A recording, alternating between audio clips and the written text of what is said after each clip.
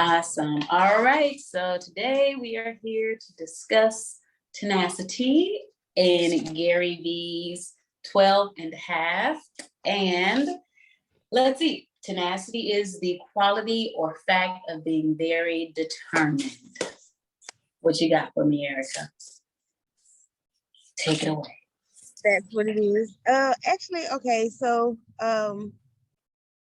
tenacity was very interesting because it talks about how a lot of people, they can use that hustle, with they get out and gotta go get it, that grind, that burnout. Like burnout is the goal pretty much. And honestly, like if you look at it, a lot of the times people are only doing things for, for the flashiness of it, or just to prove that they've done it, or that they, accomplished that goal, but it's not really making them happy. So with that being said, it's like tenacity kind of like, it's important so you can draw that line, like as far as doing things that you love and creating that, because that actually builds momentum. You know what I'm saying? Like if you're doing something that you don't like, it gets tiring. It gets, I don't know, it gets overwhelming, and then you think you're overwhelmed because you're doing so much, but you're really just overwhelmed because you're not like, you know what I'm saying, feeling it. Like you're not happy. You know what I'm saying? So I don't know. But I feel there's a couple points in the book, but go ahead. I'm sorry. I was just saying, I feel that 100%. I feel like determination comes super easy when you're passionate about what you're doing, when you genuinely like it. Like they go hand in hand. You know what I mean? If you like what you're doing, it's easy to be determined, And you can be passionate about what you're doing. It's not to say that that passion was ever there, but it's being able to determine when that passion has kind of like, not necessarily ran its course, but if it's not serving you anymore, and that's just for anything, you know what I'm saying? Yeah. And not saying that everything should be, not trying to be put yourself on like a high horse or anything, but honestly speaking, happiness, that's what it comes down to. You know what I'm saying? And it's like, you can push and push and push and try to make it, just like I was talking with someone a while back about a business venture that I was on, and they were telling me about like how, it's kind of hard when you don't start with the right things in place, the right community and stuff like that. My nonprofit, Bill Good's about to dive into it. My nonprofit, like I had a passion for it. I still have a passion for it. I had a passion for it at that time. That's why I've been investing so much money into it, because I wanted to. I still want to do it, but right now I realized that it wasn't structured properly. Like it wasn't going to do right because I hadn't put the work in for it to work. So with that being said, it's more like, I don't know. It's like the passion doesn't mean that the passion was never there, or it doesn't mean that you know what I'm saying. It just means that sometimes you have to have that ability. You have to be able to know when, you know what I'm saying, it's time to kind of like shift gears, to put it down, to shift gears, yeah. And then who knows, maybe you can maneuver back to that and actually make it flourish. Exactly.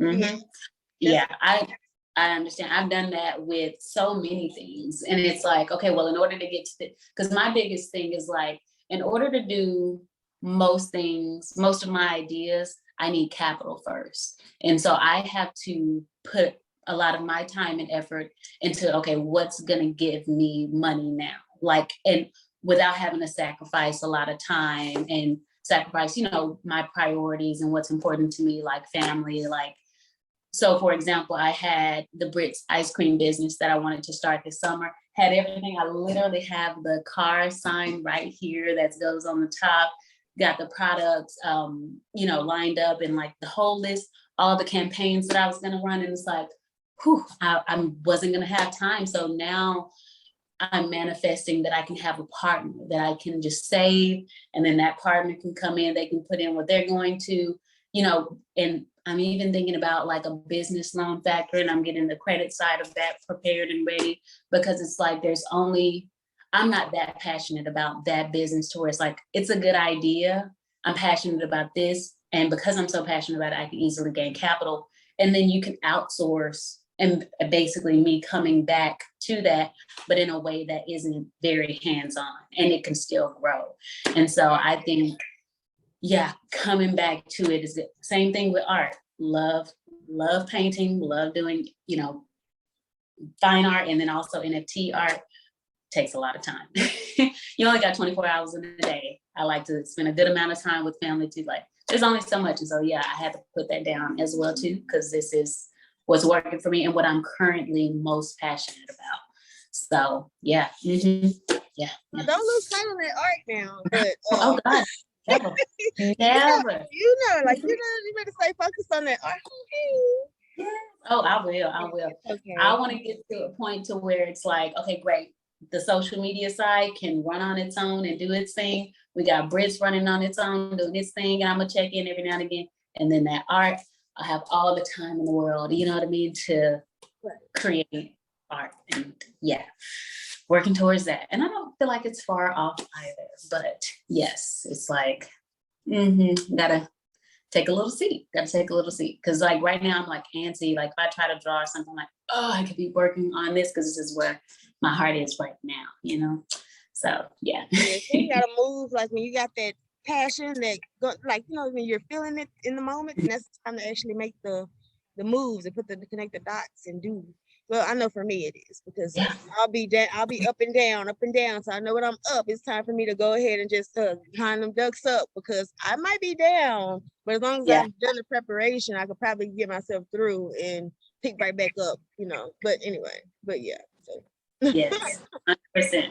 I feel it. I understand it. And let's see, I'm gonna get to some of these highlights. So I got all these highlights in the book and stuff, and not even. Let me see. I want to say, so one of the things is when you've put yourself in a position to base your happiness on outside validation or on material proxies of success, you will always, and I mean always, be on the cusp of burnout.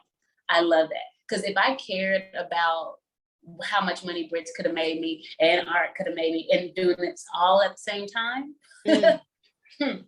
burnt out. And I burnt out before, and it is the saddest thing, because it's like, why did I give so much energy to everything all at once? You have to be okay with deciding and not care even what, like, the outside validation of like, dang, I've told the whole world that I'm gonna have an ice cream business this year.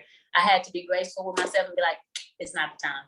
But it don't mean it's over yet either, though. You know what I'm saying? Like, I can't care too much about the opinion of like, oh, but I said I would. What's best? You know what I mean? What do you have highlighted? What's one of your highlights? Also, I wanted to add to that point too, because also when we go into the burnout, we also, what follows is this form of guilt. So like, you know what I'm saying? Like if you like, then you start down, you know what I mean? It's like this whole process, this whole cycle of stuff. So it's like if you navigate that properly, then you can kind of avoid all that. But yeah, that's the part. It's like this guilt. But then too, it's like you have that self. For me personally, yes, I have this guilt, like, oh well, you know, like you said, I said I was gonna do. I'm pretty much just repeating what you said, but I ended in my own. But I really love. Tell me your experience. I'm sure someone like, you know, I feel some type of way because like I was really passionate about that. That is something that I really wanted to pursue, but at the same time, I can't let that guilt consume me either, because then that would just kind of hold me back from what I really want, from, you know what I'm saying, what I'm trying to maneuver into. So it's like you kind of that shit up, and I'm sorry, and keep it pushing. But go ahead. And that, no, I was gonna say that goes to like remembering that we're guided. You know what I'm saying? Like, we are intuitive enough, we are smart enough. We have to just believe in that, of like, whatever we're naturally supposed to be doing and whatever we're naturally pushing ourselves to is what it's meant to be for us. It's taking us somewhere, whether, you know what I'm saying? It's natural, you know, go with it. Don't fight it. It's like we got so used to fighting the flow and trying to be in control of everything. I mean, I'm not religious or anything like that, but often a lot of us came up in religious homes and all that. And what you hear a lot of the times, let go and let God. And oftentimes we don't want to let go of nothing. We want to, this is what we want to do, and we want to hold on to it. Yes. Exactly. Hold on tight. It's just sinking. You know, you're sinking. You know, like. But anyway, it's like weighing you down. Yeah, 100%. And then, so another thing that I have highlighted is, okay, yeah, we kind of really already touched on that, where he says something you love genuinely Instead, if you work, I'm gonna read today. Got this, girl. You Got this. It says, okay, it's a question, so it's kind of confusing even as I go over. Okay, go to the next one. It says, I enjoy my process so much that I'm able to push through what others normally view as obstacles along the way, which is to that same point. Like, if you love it, it's just like, okay, this is what I'm doing. Like, it's Fell fun. down, and then it's time to get back up and keep it pushing. Like out here running a race, you fall and you get back up. You just stop and be like, oh my gosh, I fell. Oh, you go ahead. But to add to that, because I had this highlighted, I'm sorry, and it just rolls off the back of that. It was my tenacity and conviction that allowed those moments to motivate me rather than devastate me. It became my healthy chip on my shoulders. Yes. Where is that? Where is that? That is on page 41, the second paragraph. Well, like, I guess it's technically the first because like the other one's an ending of another paragraph.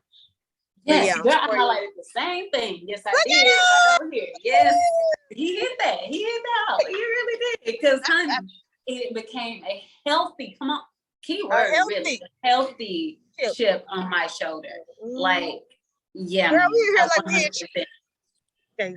I did the same one. Yes. It was my tenacity and conviction that allowed those moments to motivate me rather than devastate me. And I think sometimes, like, let it be the wrong day, I will let it devastate me. I ain't even gonna lie. You know what I'm saying? Because it just don't come instantly. That's human nature. You gotta exactly. I'll be bummed out, and it's that choice of mindset of like, you know what? I gotta let it. I wasn't having the best morning today, but it's like, no, and I'm gonna get through this call. I'm not gonna cancel no call or anything like that. I'm gonna do what I need to do because this is it. Like, you know what I mean? I'm sorry, I'm having a whole moment. No, you just don't even understand the energy. It's like everything's just spot on. Because I could have easily been in a different, I guess, space today. I mean, not necessarily a different space, and not just like that. It's not even that in a negative way, but like, you know, like not like I'm angry or mad, but just like feeling down. You know what I'm saying? Just feeling the feels of the low vibes. You know, not necessarily my low vibration. You know what I'm saying? Not allowing myself to vibrate lower, so I don't fall into that, because that's why I've been going to the gym. Like, I've been going to the gym like every day. I've been going to work out. I've been trying to do something to stay active. If I can't control, I did a post about it. It's probably something that you've been heard a million times. I can't control what's going on. Wait a minute. I can't control what's going on around me. They focus on the things that I can control. It probably goes back to some, but you know what I mean. You know where I'm going with that. But so that's like, it's so crazy. 100%. But you just spoke on it. It just riddled something inside of me too. But I think like that in itself is really amazing. And he said too, and this is really important. Basically, when moments come where you need to be tenacious, like basically tenacity and conviction go hand in hand, but like right after that, deploy empathy and patience. I think that's on both ends. Like, no matter what you experience, you got to be patient with yourself and be empathetic to yourself, that it's a part of your journey. You know what I'm saying? That it's honestly, if you really think about it, it's like, who hasn't experienced adversity, a bad day, and when achieving something, it's like, okay, do I want to be, this person who has made it, whether, pick anybody you look up to, this person who's made it, and it's like, they didn't breeze through. They ain't had a perfect day every single day. And like, for me, I have to remember, especially when you trying to achieve something long term, to just be patient. It might not work out for me today, but if I'm patient enough and convicted enough, like, it'll work out for me eventually. You know what I'm saying? So long as everything in that patience would be like the macro, right? And then the micro would be what the tenacity and the, what was it? Help me out, girl. Yeah, tenacity and conviction go hand. Conviction, yes. Tenacity and conviction is the what, micro, and the empathy and the patience is the macro. I would see it like that, because like, like that's that all be all cover all right there. You know what I'm saying? Like, honestly, that's what kind of like humbles you too. Yeah. You know what I mean? Like, Yes. Things could be going on in the moment, whether they're good or bad. But you know what I mean? Like, if you have that, if you going through that cycle, you know how that bout of guilt comes up, but you're having that empathy and your patience, empathy and patience with yourself, then it humbles you along your journey for whatever you're trying to accomplish. Because I don't know, like it's so crazy. Goddamn book. Yeah, 100%. I feel it. And then lastly, let's see, I'll read this last one and then we gotta hop off because I got a little meeting in a minute at 12. But he said, and he mentions his own experience where it's like the thought of working at my dad's liquor store for a few years didn't scare me. I never felt behind or off track. And that's where I have to deploy empathy with myself because I gotta remember, like, I got time. You know what I'm saying? Like, I'm not in a rush. What makes me feel like I'm in a rush is social media. Social media will, when I get on, and I'm like, oh, she looked like she my age. Oh my gosh, she's has a child. You know what I'm saying? Like same life experience. It looks like, but why she over here with it and I'm up here with it? And it don't even need to be any of this. But I swear that's when that feeling comes to me the most. Is when I'm on social, and I'm not gonna stop. I'm a social media manager. I'm not gonna stop being on social media. But it's just being like empathetic with myself and patient. Like this is my journey. Like imagine if Tabitha Brown you know what I'm saying? Like I don't know how much older she is, but like you can't let that get to you. And because then that is gonna put you in a lower vibration and you won't be able to get where you want to go because you too worried. I just watched something with Tabitha Brown. I can't remember exactly what it was, but it was to the tune of, and this is not me quoting her or anything because these are not her words, just me kind of like remembering the moment. But she was talking about how like, you know, fear. I think it was fear, like how we can't allow fear, you know, like to kind of, you know, control, because then you just won't do it. And then you'll never see what could, you know, become of that. And then also it reminds me of another quote by Nina Simone, or she, well, not quote, but how she talks about, you know, like if she could go back in time and change anything, she would take away anything or change anything, it would be to remove fear, because that would allow her so much more. Because by the time she realized it, you know, like she had let so much go because of fear. What you know what I mean? So yeah, 100. But anyway, sorry. No, wrap it up here. I think that's a great way to end with that quote because yes, that resonated with me a lot. And for those that are watching, be sure to, if you're watching a short clip so that I can put it on the end, if you want more, go to the YouTube videos. But we're here and posting content. Feel free to like, share, comment. And the other book that we're reading again is 12 and a Half by Gary Vaynerchuk. So, yeah. All right, then. Okay, Erica, I will talk to you later. Enjoy your day with your family. I'll talk to you soon. All right. Okay, bye.